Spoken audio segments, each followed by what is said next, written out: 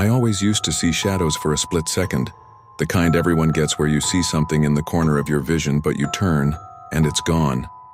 It only really ever happened in my dad's house in certain rooms, but I never thought much of it. Put it down to either smoking the devil's lettuce or just being tired. The bit that was odd at first was that naturally in my head I knew it as a girl. There was no indication whatsoever of it being a girl, but it was just instinct to call it a she or her. Anyway, I noticed around my birthday it would become noticeably more frequent, happening every day multiple times, and up to this point I'd never mentioned it to anybody because it had never bothered me. And again, I thought it was just my mind playing tricks on me. I eventually mentioned it to my dad one day and said something along the lines of, "Do you ever see the shadow in the corner of your eye but you turn and it's gone?"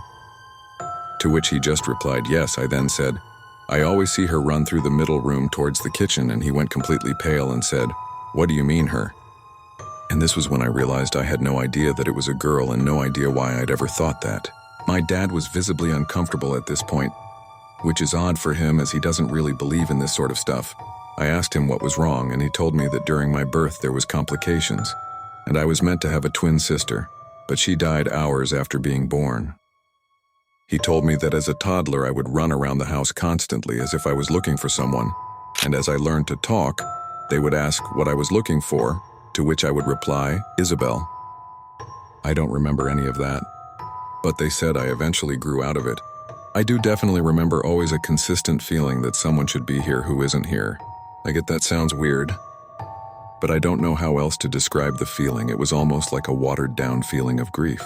Up until the day I mentioned it to my dad, I had no idea about any of this, but after he told me, it made me remember a time as a child. I told my mother that I'd wished for a sister, and she broke down crying, but wouldn't tell me why she was so upset. It stuck in my head and never made sense until then.